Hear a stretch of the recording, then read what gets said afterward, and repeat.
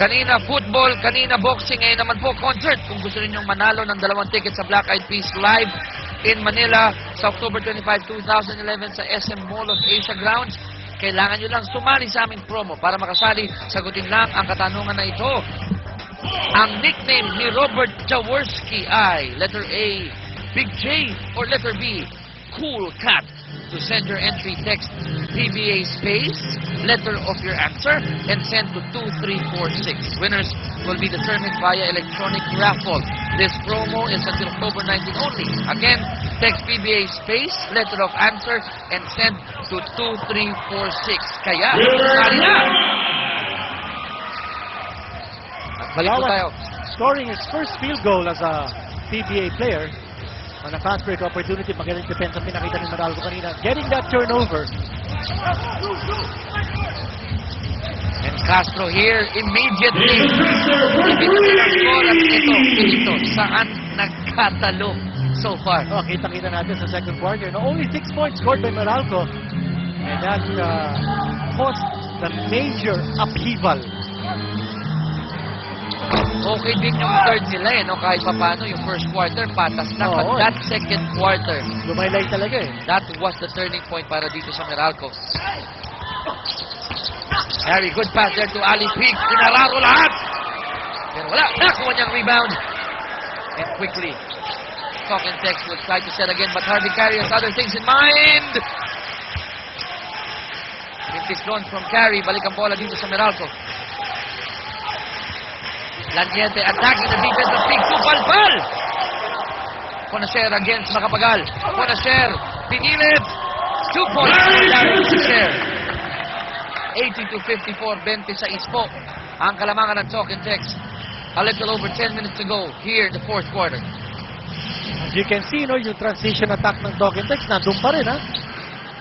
Hindi humihinto, no? They're not letting down. Every opportunity that they have to score quickly, they do.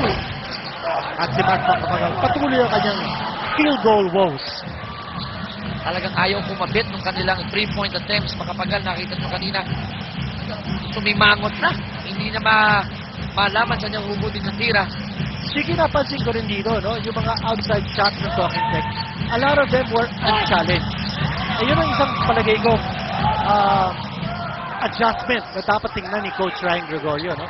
A team like Talk and Text that has outstanding shooters, hindi mo pwedeng pabayaan lang na tumira sa labas na unchallenged, uncontested. Yung parang hindi hinahabol, no? Kinito. Exactly. Iniintay na lang nila magmintis, pero hindi nagmimintis ang Talk. Tulad no ni Chico Laniete, hindi nagmintis. 17-footer, 11 points already for Chico Laniete. Baba po sa 24 ang kalamangan. Talk and Text, dahan-dahan sineset up ang kanilang ofensiba. 11 to shoot. At ito, next opportunity, papasok muli si Japet Aguilar, Ryan Reyes, Pamboy Raimundo. Nabibigyan ng malaking pagkakataon si Pamboy Raimundo to show his stuff kay Coach Shot Reyes. Balita mo, malakas ang bilib ni Coach Shot Reyes kay Pamboy, which is a good thing. Palaban daw itong rookie. Atras. At not only that, pagkakataon niya to show what he can do kasi wala rito si Jimmy Alapag. At maganda yung pinapakita ng Talk and Text ngayon. Malaking kalamangan. So yung pressure siguro, no, Kinito, wala rin sa balikat nito si Pamboy because he has a 24-point lead, no, together with all the tropang Texters na pwede nilang paglaruan. At natawagan ng turnover doon si Pamboy Raimundo.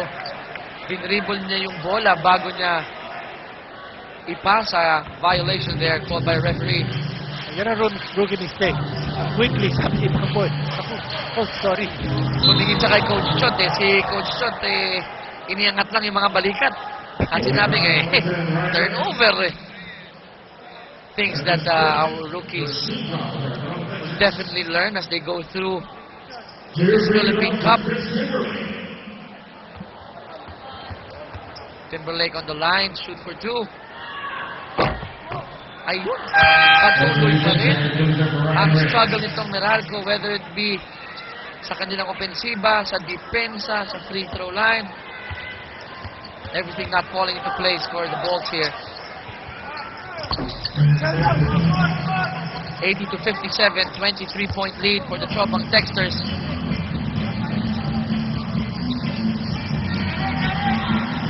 Good steal there by Timberlake at tinawagan ng offensive foul dito si Pamboy Raimundo. A good pressure in the part of Timberlake.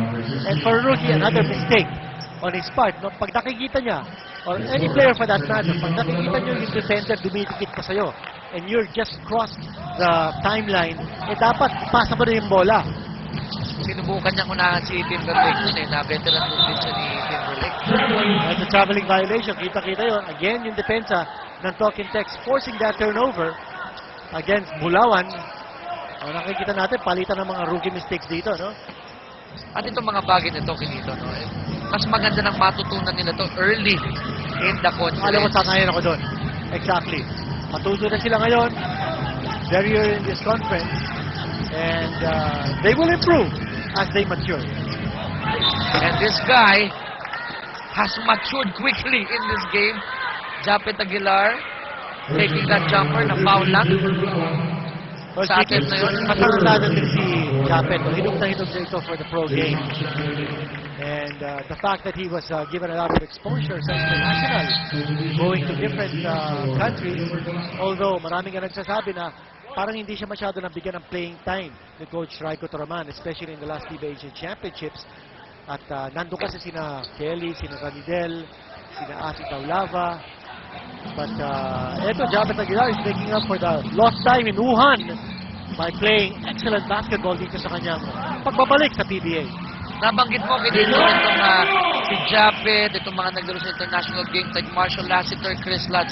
Anong masasabi mo sa naipakita nila so far? Has their training paid off? Yung kanilang resistensya, yung kanilang conditioning, has it paid off so far dito sa kanilang mga debut games in the PBA? I think so. Yun ang kailangan na kailangan sa PBA. No? You've got to be tough and strong game after game. At alam naman natin yung sa FIBA Asian Championship sa Wuhan. Araw-araw ang laro doon, no? Walang pahinga, So, no? wala kang pahinga. Not like in the PBA, you still have 1 or maybe 2 days rest. But Chris Lutz, for instance, has done exceptional para sa kanyang kapatid ng Petron. 19 points in his first game, 17 points, and in 7 kung hindi tayo nagkakamali. And speaking of exceptional games, ito sinusubukan nila Niete maging exceptional para dito sa Bolts after scoring on that jumper. Nakakuha siya ng steal doon, nakakuha din ng foul. And tingnan natin kung ito na yung spark. Mathematically, Kinito, pwede pa, no? 20-point 7:24 lead. to go, yes. We've seen teams come back from even bigger margins. But as I said, everything comes from good defense. At si Lanete is the bright spot offensively for Meralco at this stage. Mintis doon ang Meralco sa kanilang ofensiba. Gonna share with the ball back to Castro against Timberlake. Ito makita natin ang ginagawa ni Coach Reyes. No? He's now playing Japet Aguilar at the 4th position. Ali playing number 5 and Castro scoring from 3-point distance. Pabanda pa. Pabandang 3 points. So Lahat talaga na pumapasok. everything working here for Talk and Text. 84 to 61, 23-point lead. We're nearing the halfway mark of the final chapter. Huling yugto na po ito. Meralco struggling to get back in this game. Espinas challenged by Pig but takes the jumper. Napangiti doon si Gabby Espinas. Aguilar attacking. Yung kumpiyansa niya, no? Buo na eh. At saka he's very comfortable putting the ball on the floor. Hindi siya nag-hesitate. Feeling niya, kaya-kaya niyang mag-drive sa basket and to go strong. Patuloy ang scoring exploits ni Japet Aguilar at meron siyang katulong ngayon ni Ali P. That combination is gonna be a formidable one. Deadly combination, Ali Peak and Japet Aguilar.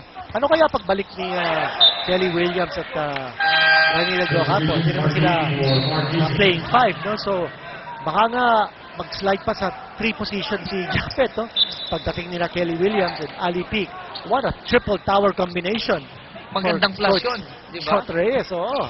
pag-tres ang lalaro itong si Japet. Position that I guess is very comfortable with. Ang laking mismatch na nun. Dillinger trying to bank it. Nakuha ni Pig. Naagaw ni Laniete.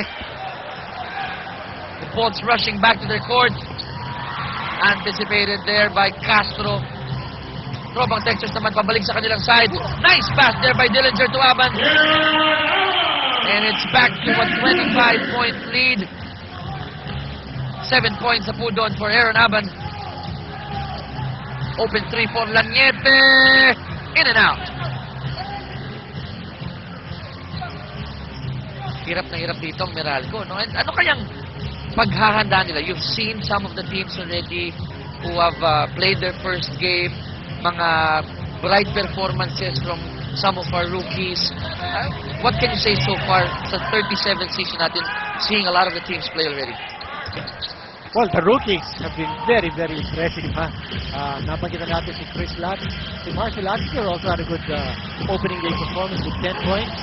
But everybody's talking about Paul Lee. Ang ginawa ni Paul Lee, 21 points, 8 assists in that first game victory over Barangay Ginebra. And I think we've got a very outstanding freshman crop. Marami pa mga rookies na magpapakita dyan. Si James Sena, by the way, who was not in the draft this year, but he was a first rounder a couple of years ago.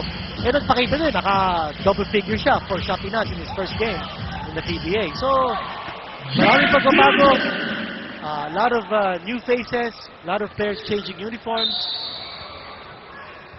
I think it's going to be a very exciting 37th season. At sa darating na linggo, mapapanood po natin Powerade versus Rain or Shine. Ito na, magandang Lasker. Magandang bakbakan At din. saka Ginebra versus Alaska in the main game. Maganda rin yun. Marami pa po tayong pag-uusapan para po sa ating 37th season, pero maya-maya po yan sa pagbabalik po ng PBA on Active.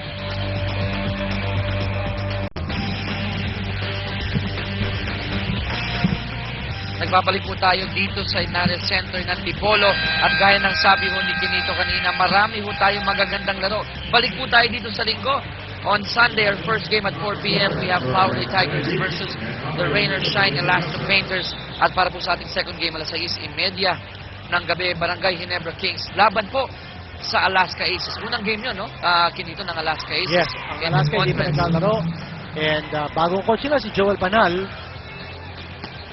Magandang makita yun, no? Ano kayang mga bagong ipakikita ng Alaska with a new head coach? Although sabi naman ni Coach Manal na hindi naman niya sisirain ang isang bagay na hindi naman hindi na kailangan ayusin ang isang bagay na hindi naman sira. So if the triangle works for Alaska, they'll continue it, but he'll put his own own flavor into the new Aces. Well, high expectations para sa Alaska. Meron silang 4 na rookies na maglalaro, ha? Nakuha nila sila Julius Pasculado, si Mac Paracael from Gilas, si Eric Salamat, isang point guard who will be complementing si L.A. Tenorio. So, 4 na bagong mukha, mapapanood po natin for Alaska as they go up against Barangay Ginebra at Ginebra naman. Nako, heartbreaking loss to Rain or Shine dun sa opening game natin sa 37th season, and they're looking to make a major comeback. Mark Aguiwa, J.J. Helterbrand, they're gonna show up in full force. Nabanggit nila laban na yun, they were down by 16. Ilang minuto na lang ang nalalabit dun sa game na yun, pero nakahabol sila. Yun nga lang, namintis ni Intal yung free throw at hindi na-shoot ni John Wilson yung jumper, but that could have been a big win for Ginebra, big comeback win. Kinapos lang sila ng goal. Actually, Chiki, maganda yung pinakita ng two-generation backcourt combination ng Ginebra. John Wilson at saka si Rob Labagala. In that game, ang ganda na pinakita nila. Sila nagpahabol doon eh. Yes. Pero kinapos na lang ng oras ang Ginebra doon. Kaya very exciting games dito po sa 37th season. In fact, kahit yung mga ibang laro natin next week, abay, mabibigat din. Tama, no? On October 12, so Wednesday, mapapanood po natin Alaska versus BMEG. Meralco versus Chapinas. Tapos sa Friday, Talk and Text versus Rain or Shine. Barako versus Barangay Ginebra muli. Maganda. And of course, we've got that Saturday game sa Batangas. Yan, abangan nyo kami dyan. Meralco versus BMEG. Mga magagandang laro, so make sure that you tune in dito po sa Active for your PBA action. Pinapangako namin sa inyo na mabibigat na laban ang mapapanood nyo rito. 94-67. Malaking kalamangan pa rin dito ang Talk and Text. By the way, 25-point lead na po sila. oh, by the way, si Magno Membrere nandito pala sa lineup ng Architects. Ganun din ang brother-in-law ni Kelly Williams na si Charles Waters. So, binibigyan na ni Coach Chot, no, yung mga Yes. kanyang ibang player na makakuha ng exposure dito, makakuha ng kanilang rhythm para sa ibang laro. Kung magagamit sila, eh hindi na sila maninibago. Membrere against Pacapagalver. To Aguilar, hindi pa rin tapos. He wanted to pass it to an open teammate, yung alang na foul siya doon. Tinawag ang foul kay Bitoyo Molon. 25-point lead for Talking Text. 94-69. 2:23 to go here in the fourth. Makita natin yung position dito ni Japet Aguilar, no? It's Charles Waters playing center and not Japet Aguilar. Here is going to be a walk in the park para kay Mark Yee. Hirang makita natin lumang itong si Mark Yee. But earlier on, you were talking about Japet Aguilar. He's trying to set up itong si Waters. Ano, tinutulong na makakuha ng kumpiyansa. Pamboy there, binato lang yung bola sa board. Nakakuha ni Waters. Fresh 24 here for Talking Text. A one-ball game here already for Talking Text dito. Ang hinahanap dito ng Talking Text sa mga score si Charles Waters. Ayun, pakakaskin na ito pa! Hindi pa rin tinulungan siya ni Japet Aguilar. And Aguilar with 27 points. Patuloy ang scoring rampage dito ni Japet. Sabi siguro ni Waters, I'll set you up for that offensive rebound. Marky naman sa kabila, patuloy rin ang kanyang pag-score after that dunk. Scores 2 points again. 120 na po nalalabi sa ating laro, 96-73. Dito, it's a one-ball game for Talk and Text. Back to the drawing board itong Meralco. Ano kaya pag-uusapan nila mamaya sa dugout after they review what just happened dito sa larong ito? Well, you really cannot expect overnight positive results from Meralco. Ang dami nilang bagong player. Nabanggit nga natin, no? Ito ang kanilang bagong players. And their top scorers is Hol Mercado. Not able to play. Si Mac Cardona, naka-sprain pa dito sa game. So, a lot of practice. Importante is to build up that chemistry. At saka yung trust sa isa't isa sa loob ng court. And that's something that will come in time. It's a work in progress, but I don't think we should lose hope. I mean, Meralco has the talent. Meron sila mga potential good players, outstanding players in fact. And this team, it's gonna go far. They didn't make the playoffs the last two conferences. I think this conference, things will change for Meralco. Given more time, given more exposure and experience. At mabigat din yung unang game nila, defending champions ng Oo naman. Philippine Cup, no? At nagpakita pa si Japet Aguilar. Well, for Talking Text naman, ang mensahe na pinakita nila dito, binibigay nila sa lahat ng mga koponan sa PBA is that this is a team that's out to retain the championship. Hindi man nila nakuha yung Grand Slam nung last season. Sabi nila, tapos na yon, kalimutan na natin yon. But we're here to defend itong Philippine Cup and off to a new start para dito sa tropang Texters. At definitely gumaling sila, no? With the addition of Japet Aguilar. At pagbabalik ni na Ranidel, ni na Kelly, at ni Jimmy Alapag, this team can only get even stronger. And how much stronger can it get? Naka 96 points na sila dito sa game. Nang wala yung tatlo. Oo. Nang wala yung tatlo, mabigat yun. 20-point lead already here for Talk and Text. Dito, turning point in this game. Yung depensa ang pinakita ng Talking Text sa second quarter when they limited Meralco to only 6 points. And nawala yung stability sa backcourt ng Meralco. They lapsed into errors. Wala silang patahan. They weren't aggressive. They weren't going to go to the line. So yung kanilang focus, both offensively and defensively, wasn't there. At pinakita ng Talking Text ang kanilang gilas, no, sa depensa. And of course, what can you say about Japet Aguilar? Or what cannot you say sa ginawa niya rito? Mabigat. And Waters here. Ayun na. Naging seat ng Talking Text para mabigyan ng puntos itong si Waters. 98-78. Down to our last 11 seconds. Mark Yee. Puntos para dito sa Meralco. At tinatapos na lang itong and I'm sure itong Talking Text to just dribble this possession out. 18-point victory here for Talking Text, 98-80. At wala po dyan yung kanilang big three. And we're talking about Alapag, Williams, Ranidel, but another big guy. Pwede nang tawagin yung big four siguro, no? Kinito sa performance ni Oo naman. ni Japet, no? Another guy took the scoring cudgels and he helped Talking Text to win this game 98-80. Mabigat na assignment for Meralco. Talagang defending champions of the Talking Text. What should we expect then from these two ball clubs? Talking Text to continue this role. Meralco naman makabawi in their next game because alam naman natin marami pang ibang teams ang gusto ring makita itong Meralco. Kung nakita nilang natalo ngayon ng Meralco sa Talking Text, sabi siguro ng ibang team, abangan nyo kami. We want to beat you too. Well, for Meralco, malaking challenge ito for Coach Ryan Gregorio. Coming back from his 18-point defeat. At masakit itong kanilang pagkakatalo. But, it's still a long season. 7 ang bagong player nila.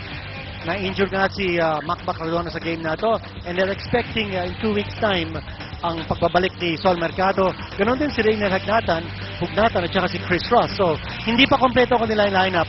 And I'm sure, marami pa ipapakita ang Meralco in the games to come.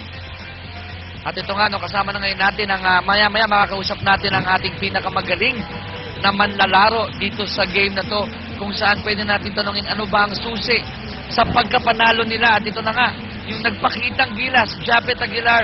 Japet, matanong kita, balik PBA ka, alam kong may opening game jitters ka, sabi mo kanina, but what can you say after this 18-point victory ninyo dito sa Meralco Bolts?